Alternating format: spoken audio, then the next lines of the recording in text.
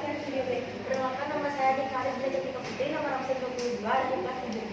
Perkenalkan, nama saya Nipomangina Maharani, nomor absen 23 dari kelas 7B. Perkenalkan, nama saya Dina Leonis, nomor absen 25 dari kelas 7B. Perkenalkan, nama saya Dina nomor absen 28 kelas 7B. Hari ini kelompok 1 akan mempresentasikan apa yang telah dibuat. Yang pertama ada pengertian norma. Pada dasarnya norma merupakan aturan yang berisi petunjuk tingkah laku mengenai hal yang harus dan tidak boleh dilakukan seorang. Sifat dari setiap norma yang berlaku adalah mengikat sehingga harus ditaati oleh semua lapisan masyarakat. Hal ini juga berakibat pada adanya sanksi bagi orang yang melanggar norma tersebut di masyarakat. Selanjutnya, isi norma. Norma berisi perintah dan larangan. Perintah merupakan keharusan bagi seseorang untuk berbuat sesuatu karena akan mendatangkan kebaikan.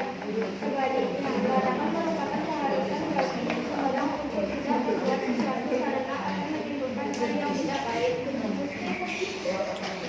Selanjutnya tujuan norma. Tujuannya adalah agar tercipta kehidupan bersama yang tertib, tentram, aman, dan harmonis. Salah satu bentuk peraturan yang ada di masyarakat adalah norma. Selanjutnya hubungan antar norma. Norma adalah norma agama, kesusilaan, kesopanan, dan hukum. Norma agama, kesusilaan, kesopanan, dan hukum tidak dapat dipisahkan antara satu dan lainnya. Hanya saja dapat dibedakan karena masing-masing norma tersebut memiliki sumber yang berlainan.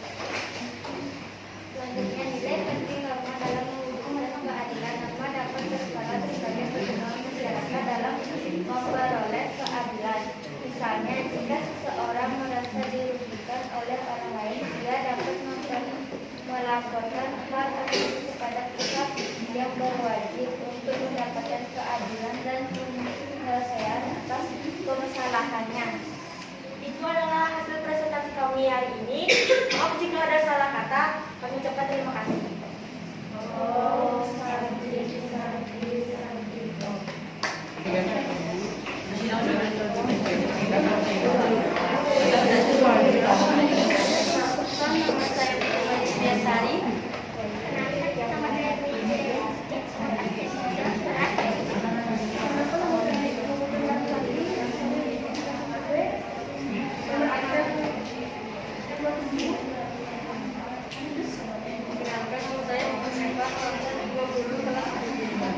Ini kita akan mempresentasikan tentang proyek PPKN.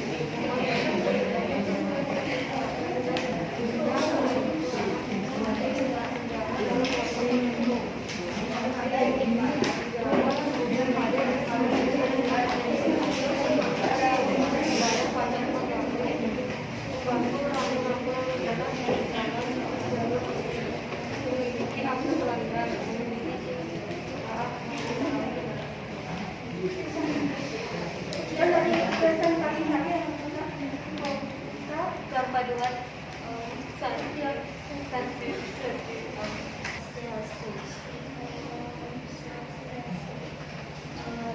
dari kelompok 3 izinkan kami untuk memperkenalkan diri terlebih dahulu. Perkenalkan, nama saya Muhammad Syafri, nomor 4 dari kelas 7. Perkenalkan, nama saya Niputu Eka Dewi Dewi, nomor absen 26 dari kelas 7B. Perkenalkan, nama saya Kisah Berbagi Suduso, nomor absen 17 kelas 7B. Perkenalkan, nama saya Nika Dewi Indonesia, nomor absen 21 dari kelas 7B. Hari ini kami akan mempresentasikan tentang pengertian hak dan kewajiban pada Bapak. Pengertian kewajiban. Kewajiban adalah sesuatu yang harus dilakukan oleh setiap orang. Kewajiban dapat dikelompokkan menjadi 3 bagian, yaitu kewajiban terhadap Tuhan Yang Maha Esa, kewajiban kepada manusia, dan kewajiban terhadap alam. Pengertian hak. Hak adalah sesuatu yang harus didapatkan oleh setiap individu. Setiap orang berhak mendapatkan manfaat dari norma atau aturan yang dibuat karena manfaat norma merupakan haknya. Penerapan hak dan kewajiban di lingkungan rumah. Kewajibannya membantu orang tua, menghormati orang tua, dan menjaga kebersihan rumah. Hak di lingkungan rumah adalah mendapat kasih sayang, mendapat perlindungan, dan mendapatkan makanan dan minuman. Penerapan hak dan kewajiban di lingkungan sekolah. Kewajibannya adalah menghormati guru, menaati peraturan sekolah, dan belajar dengan tekun. Hak di lingkungan sekolah adalah mendapatkan nilai, mendapatkan pelajaran, dan mendapatkan perlindungan. Penerapan hak dan kewajiban di lingkungan masyarakat. Menjaga kebersihan lingkungan, membantu warga sekitar, dan ikut melaksanakan gotong royong. Hak di lingkungan masyarakat adalah mendapat perlindungan hukum, mendapat tempat tinggal yang layak, dan mendapat pemimpin. Kewajiban dan hak harus dilaksanakan dengan seimbang. Sekian presentasi dari kelompok 3. Jika kami ada kesalahan kata, kami meminta maaf. Saya ucapkan terima kasih. Om Santi Santi Santi Om. Om Swastiastu. Perkenalkan, kami dari kelompok 4. Kami akan mempresentasikan tentang UUD NRI 1945 sebagai dasar hukum negara. Nama-nama anggota kelompok kami, saya sendiri Iwayan Andika Pranata, nomor absen 14. Saya Igede Adi Prasetya, nomor absen 7. Saya Iwayan Andika Kawan, nomor absen 15. Perkenalkan, nama saya Ibu Wasmita Widyarmika Arya, nomor absen 13. Perkenalkan, nama saya Eko Masdiasen, nomor absen 11. Pentingnya dasar hukum tertulis. Agar hukum tidak bertentangan, maka perlu adanya dasar hukum tertulis. Semua undang-undang aturan di dalam negara perlu bersumber pada dasar hukum tertulis. Ibarat pohon besar, dasar hukum tertulis adalah batang utama pohon tersebut. Adapun undang-undang serta peraturan-peraturan di dalam negara adalah seperti batang dan ranting. Tanpa dasar hukum tertulis, undang-undang serta ketahuan dapat bertentangan antar yang satu dengan yang lainnya. Bila hal itu terjadi akan membingungkan masyarakat untuk memenuhi hak dan kewajiban. Karena itu setiap negara perlu memiliki dasar hukum tertulis.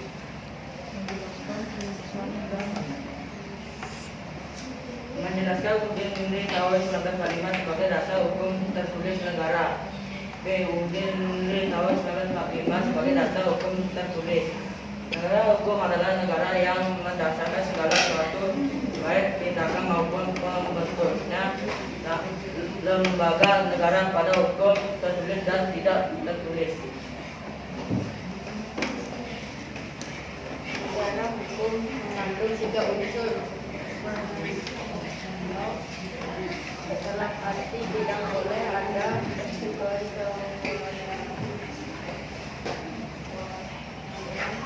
sehingga seseorang warga harus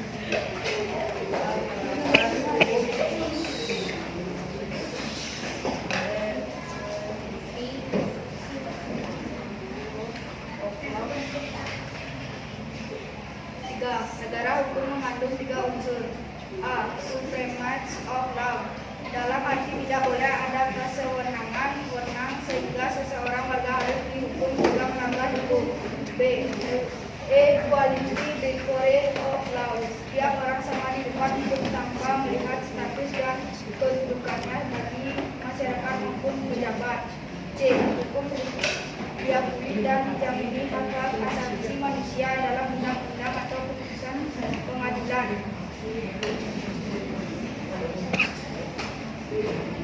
Empat, mengamankan hukum sangat penting untuk dilaksanakan di negara kita. Hal tersebut dikarenakan negara kita adalah negara hukum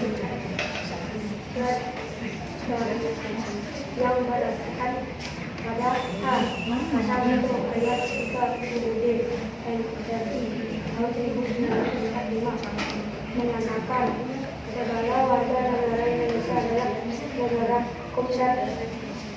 B. Pasal 27 ayat 1 UUD NRI tahun 1945 menyatakan segala warga negara bersama kedudukannya di dalam hukum dan pemerintah wajib menjunjung hukum dan pemerintahan itu dengan tidak ada kecuali.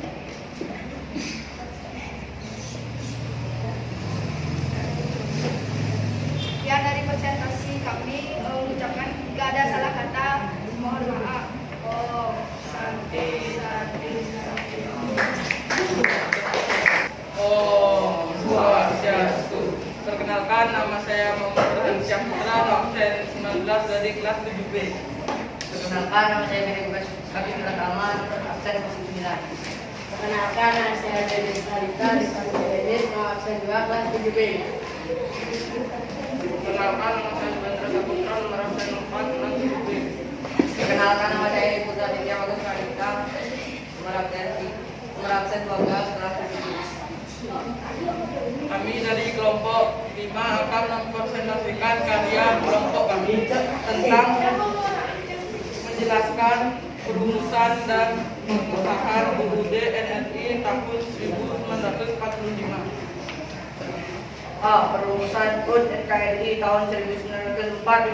Langkah pertama yaitu dengan membentuk UUD 1945 yang dilakukan oleh BPUKI pada 29 April 1945. Melalui BPUKI, para tokoh melakukan rapat dan menyampaikan berbagai gagasan untuk pembentukan dasar yang sekarang disebut Pancasila. Setelah dasar negara terbentuk, BPUKI mulai merancang UUD 1945.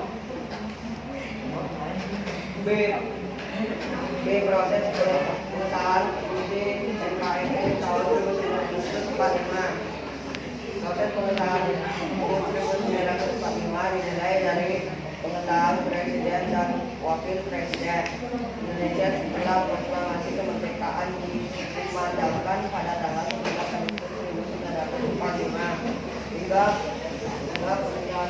penandatanganan UUD 1945 oleh BPUKI pada tanggal 18 Agustus 1945. D. Sistematika UUD NRI tahun 1945. Perbandingan sistematika UUD tahun 1945 sebelum dan setelah amandemen. Sebelum amandemen: 1. Pembukaan alinea. 2. Batang tubuh. A. 16 bab. B.